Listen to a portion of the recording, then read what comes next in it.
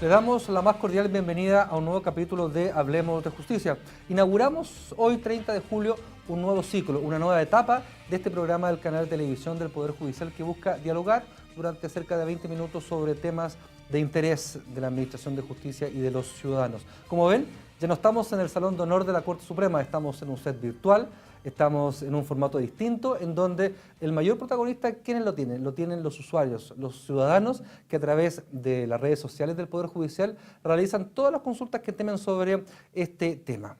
Hoy, 30 de julio, se conmemora en todo el mundo el Día Internacional contra la Trata y vamos a hablar durante los próximos 20 minutos sobre este tema.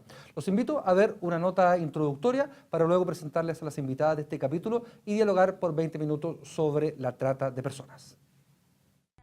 Desde el año 2010, la Asamblea General de las Naciones Unidas cuenta con un plan de acción mundial para combatir el tráfico de personas, un delito que afecta a todos los países, ya sea si son utilizados como lugares de origen, tránsito o destino de las víctimas. La medida más significativa de este plan fue la creación de un fondo voluntario fiduciario para las víctimas.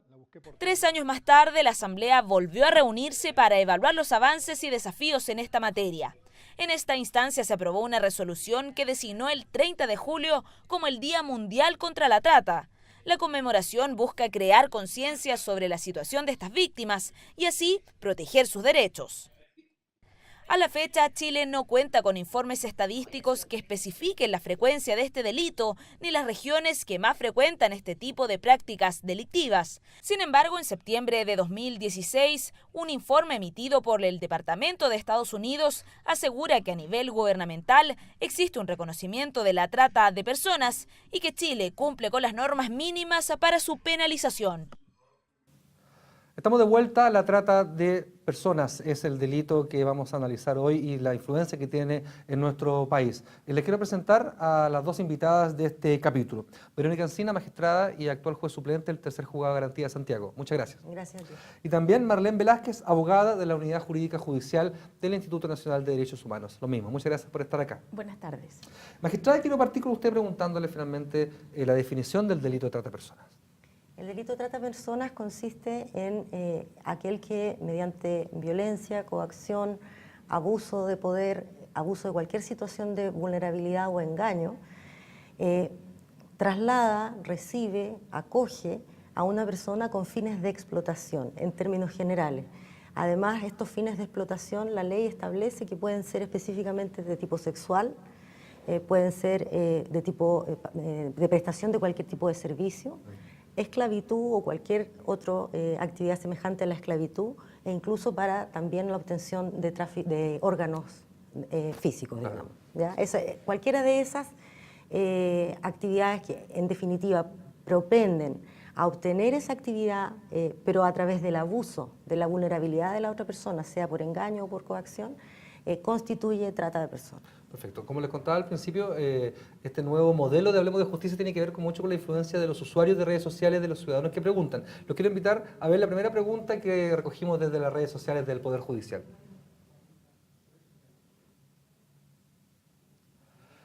Rose pregunta, ¿por qué antes se llamaba trata de blancas? ¿Hay alguna diferencia con la trata de personas? Marlene, le pregunto a usted. Bueno, sí. Efectivamente, se le llamaba trata de blancas. Es un concepto que ya ha pasado al desuso. La idea es que ahora se le considere trata de personas. ¿Por qué? Antes, fines del siglo XIX y con mucho más auge después de las guerras mundiales, se traficaba efectivamente con mujeres en su mayoría europeas y eran blancas. Se llevaban Asia, África o el sur de Europa con fines sexuales, como concubinas o como esclavas sexuales. A esa actividad ilícita, de la cual se lucraba y se sigue lucrando, se le llamaba trata de blancas de una manera, digamos, de ejemplificar que era solo para mujeres blancas. Y la diferencia que pregunta con la trata de personas es que la persona que puede ser tratada o víctima de este delito puede ser cualquier persona. Ya no necesita ser, obviamente, ni blanca ni mujer, puede ser de cualquier nacionalidad, de cualquier sexo, de cualquier edad. Y también hay una diferencia que se relaciona con lo que señalaba la magistrada, que la trata de blancas se refiere generalmente a la explotación sexual. En cambio, la trata de personas, además de la explotación sexual, está la explotación para ejercer algún tipo de servicio, algunas formas de esclavitud, formas análogas a la esclavitud o la extracción de órganos. La situación chilena, usted trabaja, es abogada, ¿cierto?, del Instituto Nacional de Derechos Humanos, que son querellantes en causas de este tipo de delitos. De todas las alternativas que dio la magistrada, ¿cuál es la situación que más ocurre en nuestro país en el sentido de cómo yo genero este delito, primero que todo, y de luego la forma en que ellos que son explotados acá en Chile? Bueno, en general, el delito tiene varios medios comisivos. Esos medios que pueden ser la coacción, el engaño, la intimidación, el que más se da es el engaño. Ya. A la persona, para atraerla, se le engaña. ¿Se le ofrece un futuro mejor en un país distinto? Se les ofrece un futuro mejor o se les ofrece una actividad determinada y luego llegan y es otra la actividad que tienen que realizar. Se les ofrece cierto rango de remuneración que no se cumple, ciertas horas de trabajo que no se cumplen, y así toda la oferta que se entrega a la persona es finalmente un engaño. Y así la persona llega acá y se da cuenta, acá en Chile, que fue engañada y que la posibilidad de salir del espacio donde la tienen trabajando, siendo explotada, es muy difícil o nula. Por distintas razones, pero esa es la situación que más se da en Chile, sea de mujeres, sea de hombres o sea de niños, niñas o adolescentes. Magistrada, usted nos tipificaba el delito, ¿cierto? ¿Qué condiciones eran? ¿Cuáles son las penas que trae? Y quiero preguntarle también, ¿cuál parte de la cadena de explotación en la que se ve puede ser sancionada? A ver, las penas, el delito está tipificado como crimen, el delito general, Sí. tal como se los describí antes, tiene una pena que parte en los 5 años y un día y puede llegar hasta los 15 años. Ya. Si la víctima de trata es un menor de edad, la pena parte en los 10 años y un día, en los 10 años puede llegar a 15 también, ¿sí? Se aumenta el piso de la pena. Respecto a cuál es la etapa del proceso, claro. Bueno, tanto el convenio como el protocolo y luego nuestro Código Penal, al recoger el tipo penal, al establecer estos distintos verbos rectores, como se llama, sí, que son las conductas sancionadas, desde captar, recibir, acoger, etcétera, lo que está tratando es precisamente de perseguir todas las etapas del proceso, porque esto es una actividad que de algún modo uno podría describir, puede sonar descarnado, pero es una actividad económica, en definitiva, que tiene etapas en este proceso, tal como se señalaba adelante, desde el momento en que se capta, como dice el verbo, en el país de origen a la persona entregándose la información falsa o aprovechándose en general de su vulnerabilidad para incorporarla a la acción, hasta el momento en que en definitiva es explotada en el país que la recibe, ¿no? Bueno, como se describe en el tipo penal, todas esas etapas en los verbos rectores, en definitiva lo que se pretende es que se pueda castigar en cualquier momento de esas etapas. Será una dificultad probatoria. Exacto. Importante si en definitiva, por ejemplo, se está persiguiendo a la primera etapa del al que captó en un país o situación de origen, lugar de origen. Exacto, si nosotros estamos en Chile y acá es donde se produce la captación de la persona, será más difícil acreditar que es con fines de cuáles son las finalidades que tiene finalmente, si será para una explotación de carácter sexual o para extracción de órganos. Si se persigue la última etapa, entonces ya tendrás más claridad acerca de eso y ahí entonces viene, como he dicho, la dificultad probatoria que tiene, pero de que se puede perseguir todas las etapas, eso es posible. Perfecto. Penalmente. Los quiero invitar a ver una pregunta. Marlene, ¿quiere decirnos algo? Sí, a ver. Hay algo importante que se relaciona con lo que estaban conversando, ¿sí? Y es que en el caso de que la víctima sea niño, niña o adolescente, no es necesario ninguno de los medios comisivos. Perfecto. Es decir, no solo la pena comienza en un rango mayor, sí, que son los 10 años y un día, sino que además no es necesario que el niño ni sea coaccionado, ni intimidado, ni engañado, ni se aproveche una situación de vulnerabilidad.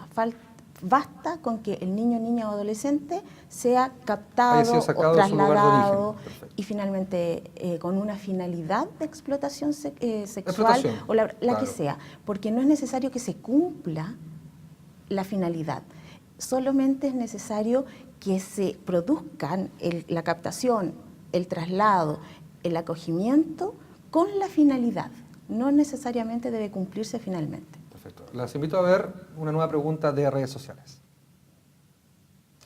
Nuestro monitor Lorena nos pregunta, ¿cómo puedo denunciar el delito de trata de personas si conozco algún caso? Nos pregunta a través de la red social Twitter. Se lo dejamos la respuesta al Instituto Nacional de Derechos Humanos. Sí, La bueno, denuncia. es importante que se denuncie. Ya. Ahora, la denuncia puede ser en de cualquier manera en que se denuncia cualquier delito. No hay una manera especial de denunciar el delito de trata de personas.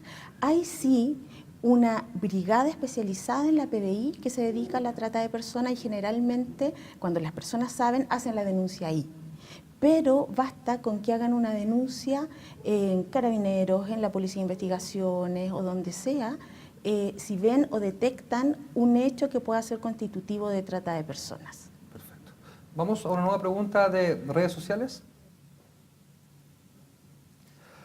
Rosario, si una víctima pasó por varios países antes de llegar a su destino final, ¿cómo se persigue? Lo hablamos un poco hace unos segundos, pero Brasil, Paraguay, Argentina, Chile. ¿Cómo es la persecución penal finalmente? Bueno, tal como señalaba, la virtud que tiene que este delito esté tipificándose de la misma manera en todos los países a través del impulso que da en este sentido el protocolo internacional es precisamente que pueda capturarse o investigarse, incluso perseguirse y castigarse en cualquier etapa. Ahora, en la práctica existen aún ciertos importantes déficits de coordinación en la implementación. A lo menos en el caso de Chile, lo que se intenta es la investigación y la persecución de todas las etapas que se cometan en Chile. Los tribunales chilenos no tienen jurisdicción en otros países, por lo tanto, solo podremos castigar aquello que ha ocurrido en Chile. Distinto es que efectivamente a través de esta colaboración internacional se puede obtener información de otros países, se puede coordinar mejor la investigación, pero la actividad propiamente tal para que se castigue en el país tiene que haber ocurrido en el país. Nuestro territorio. Exacto. Sí, ¿en la práctica cómo se ven estos convenios, cómo se ven estos protocolos en la práctica entre instituciones similares? Como decía Verónica, efectivamente falta aún llegar a un estándar internacional fluido, pero sí hay ciertos convenios con algunos países y además por medio del Ministerio Público, que es quien lleva adelante la investigación, y una unidad especializada que tienen ellos, que es la UCIEX, se contactan con los otros países a fin de que el delito no solo sea perseguido acá, sino que el símil del Ministerio Público en el otro país también pueda comenzar a perseguir ese delito. Incluso hay algunos juicios que se dan en Chile y en paralelo se están dando en otro país y se está castigando o intentando castigar esa otra parte de la cadena de hechos. Porque claro, no es necesario que la misma persona realice todos los hechos. Basta con que realice un solo hecho, una persona acá, otra persona allá, y se pueden castigar. Entonces, funciona. Creo que es perfectible absolutamente y en eso se está trabajando. Como decíamos al comienzo, este nuevo ciclo de Hablemos de Justicia tiene una importancia vital el ciudadano. Quienes se interesan por los temas que estamos dialogando hoy, en este caso el trata de personas, y realiza sus consultas a través de los distintos sitios que tiene el Poder Judicial en redes sociales, Twitter, Facebook y también Instagram. Los invito a ver otra pregunta de la ciudadanía. José Luis, una consulta. ¿Puede existir trata de personas, pero de personas locales, es decir, personas dentro de un mismo país o dentro de una misma región, por ejemplo? ¿Magistrada? Sí, de hecho es uno de los requisitos de algún modo que tácitamente se establecen en el protocolo es que no haya distingo para sancionar la trata de personas. Y nuestro código lo recoge de esa forma, es decir, la trata de personas está tipificada como se le describió delante, Sí, sí. sin decir, no está en ninguna parte del tipo penal la distinción de que esta persona tiene que venir de otro Sea país o estar extranjera o saliendo no, o salir saliendo, extranjero. claro. Se puede producir todo el proceso, la cadena, al interior del país. Yo puedo estar en Rancagua, ¿cierto? Y Exacto. soy víctima de un delito porque me llevaron a otra región, a Atacama, ¿cierto? Exacto. Ya. Y soy Exacto. chileno y no tengo problema, ¿cierto? Soy Lo que víctima pasa es igual y que- el delito es igual. Exacto. Ahora, la pregunta tiene mucho sentido porque lo que sucede es que la trata de personas surge como un fenómeno muy asociado al problema de la globalización. Claro. Y al aprovechamiento que existe en este mismo sistema globalizado, que es muy ventajoso, ¿no es cierto? Sí, Que para permite uno. el traslado de un lado a otro, que Sí, las permite fronteras más líquidas, fronteras, ¿sí? exacto, y más límites más Sí. difusos en pos del desarrollo económico, por un lado, pero por otro lado genera este mismo desarrollo económico grandes masas de marginalidad y de vulnerabilidad que generan el caldo de cultivo para, en definitiva, Este tipo de proporcionar esto. Entonces, es por eso que a nivel internacional la preocupación surge a raíz de que existen organizaciones delictuales que lucran y obtienen grandes ganancias, porque esto es un negocio muy lucrativo, la dificultad mayor que tiene, una de las grandes dificultades que tiene la persecución, es que se trata probablemente de características de crimen organizado, transnacional, difícil de perseguir, Claro. y entonces es desde allí de donde viene la problemática de que esto hay que abordarlo a nivel internacional, pero no necesariamente, efectivamente, la conducta prohibida se produce entre países, también puede producirse al interior. La experiencia en nuestro país que ha perseguido el instituto es transfronterizo o también se ha detectado situaciones en Chile con chilenos. En general han sido extranjeras, Ya. pero sí se ha detectado trata interna, pero con extranjeros que ya están en el país y son captados dentro del país. Muy bien. Ahora, ¿cuál es la importancia para hacer la diferencia, digamos, de que se trate de trata de personas y no otro delito u otro hecho que no sea constitutivo de delito? Es que la importancia de el desarraigo que se produce en la víctima. Es decir, la víctima puede estar en Iquique, ser trasladada a Santiago, pero en Santiago tener una red de apoyo, tener familia, etc. Lo que busca proteger los convenios, por ejemplo, y lo que señalan las directrices internacionales, es que en este caso hay que fijarse en el desarraigo. Si la víctima se traslada de un lugar a otro, aunque sea corto en kilómetros, Claro. pero se encuentra desarraigada, se produciría el delito de trata interna, que se llama. Perfecto. La ciudadanía puede consultar a través de nuestras redes sociales, busca Poder Judicial de Chile y ahí está la posibilidad de hacer las preguntas para Hablemos de Justicia. Una nueva, por favor, pregunta considerada en redes sociales por los usuarios. Daniela, ¿qué hace Chile por las víctimas de trata que son detectadas y liberadas? Tengo, obviamente, la persecución del delito, considero que hay tantas personas que fueron víctimas de este delito. Tomo detenido y se condena a la persona involucrada en la cadena. ¿Qué pasa con ellas? No sé si la ley considera algo y también la implementación, magistrada. Sí, a ver, en materia de protección a las víctimas, el protocolo y en general el convenio abordan esta de una perspectiva bastante amplia en todas sus etapas, desde la prevención hasta la protección posterior de la sanción. En Chile, nuestra ley lo que hizo fundamentalmente fue reforzar el ámbito de la persecución penal. Y dentro del ámbito de la persecución penal establece disposiciones legales que facultan a la protección de la víctima, pero dentro del proceso penal. Está en un desarrollo bastante inferior lo que tiene que ver con la protección en la prevención y en la posterior.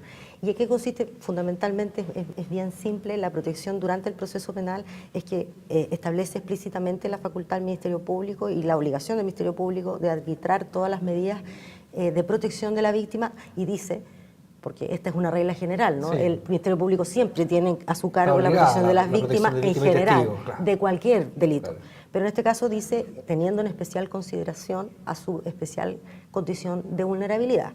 Lo que implicaría, ¿no es cierto?, para el Ministerio Público no solamente quizás adoptar medidas de protección de carácter puramente procesal, como sería la protección de un testigo, la declaración caracterizada, por ejemplo, en un juicio, sino que debiera implicar interpretativamente eso, una actividad más proactiva, más activa, sí. Una actividad más completa, diría yo. ¿Y la práctica, pero no perdón? está tipificado específicamente. La obligación. Sí. ¿Y la práctica?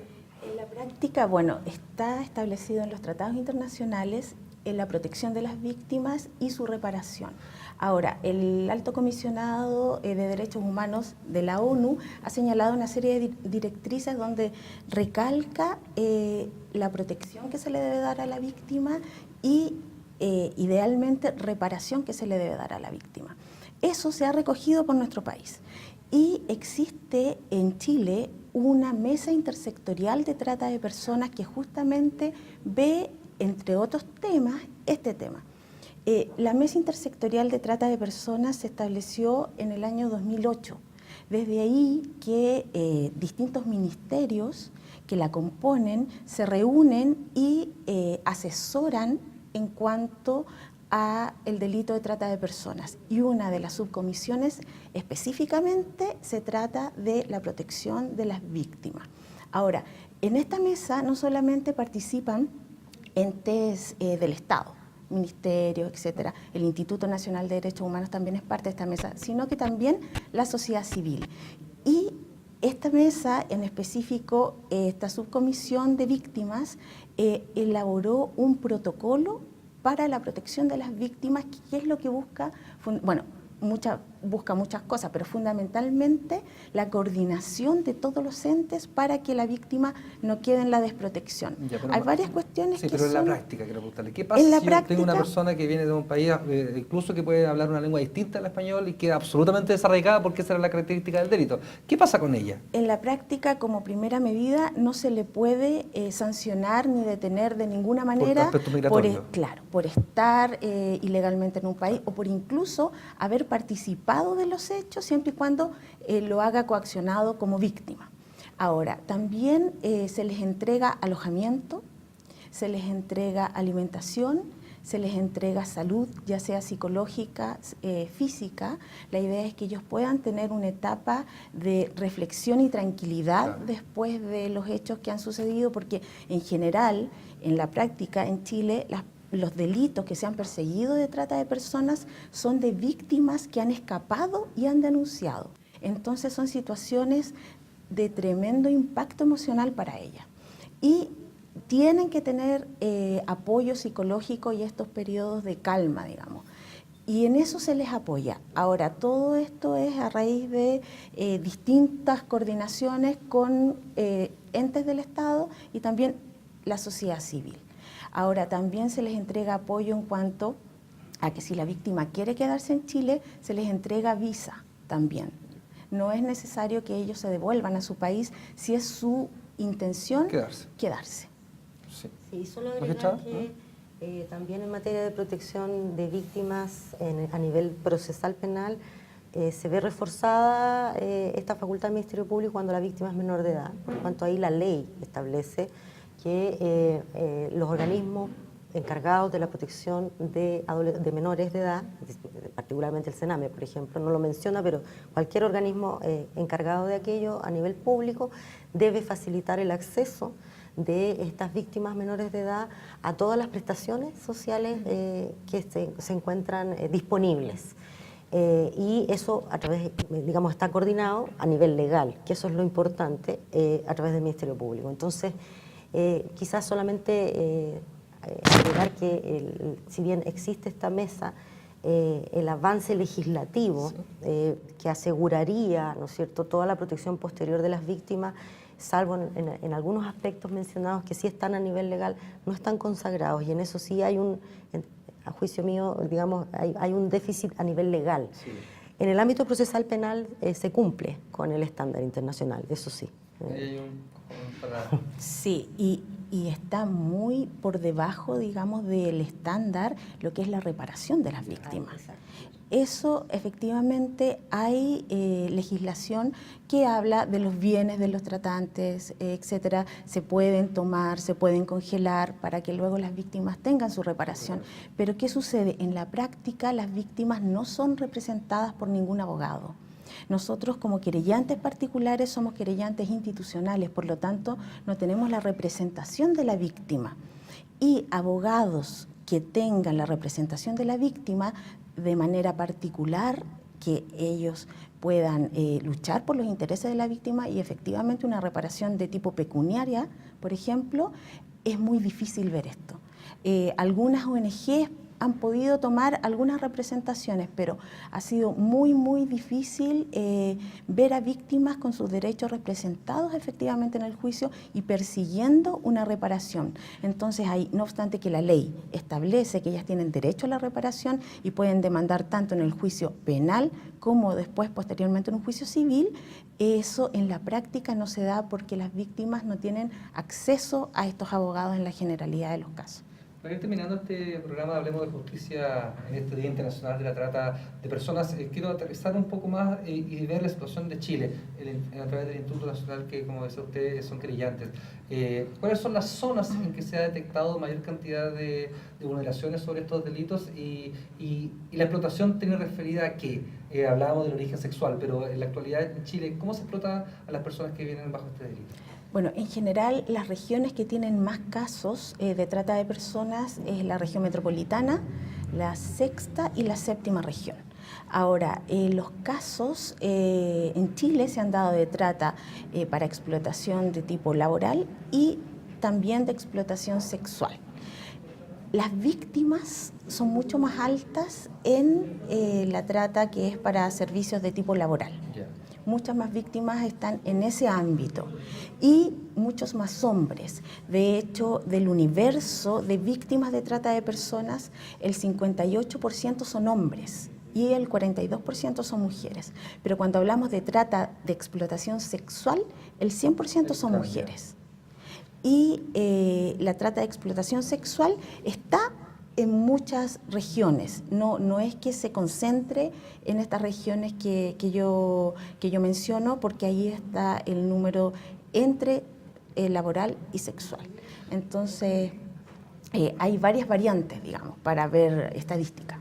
Para ir terminando, ¿qué pasa, por ejemplo, cuando se detecta el delito de trata, pero además hay otros delitos asociados que existen dentro de la legislación chilena, la explotación sexual infantil, por ejemplo? ¿Qué pasa con la persecución de ese o varios delitos?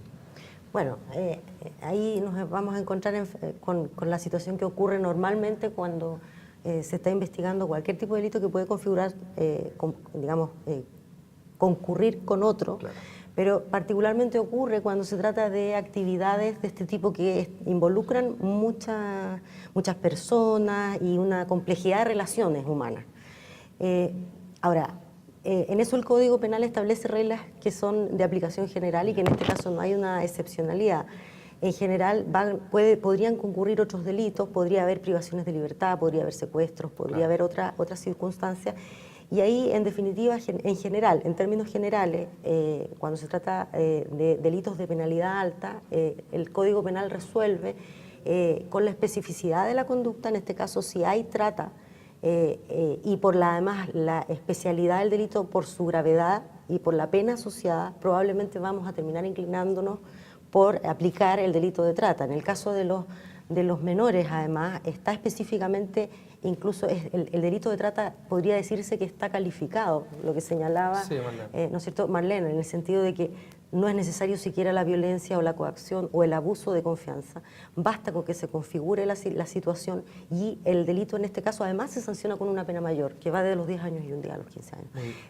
Por lo tanto, normalmente lo que va a ocurrir es que o se va a absorber otro delito de menor gravedad, o en definitiva la conducta descrita en la trata va a ser sancionada por especialidad por este delito. 30 de julio, Día Internacional contra la Trata de Personas, y estuvimos hablando de justicia sobre esta temática. Les quiero agradecer la participación de este programa, Verónica Encina, magistrada y actual juez suplente del tercer juzgado de garantía de Santiago, y también Marlene Velázquez, abogada del Instituto Nacional de Derechos Humanos. Muchas gracias por estar en este programa. Nos despedimos del primer programa de un nuevo ciclo de Hablemos de Justicia. Ojalá les haya gustado y estaremos permanentemente en contacto con ustedes a través de las redes sociales del Poder Judicial para que en los próximos capítulos ustedes puedan realizar las preguntas para que los invitados les sean respondidas. Hasta pronto y nos reencontramos en cualquier instante.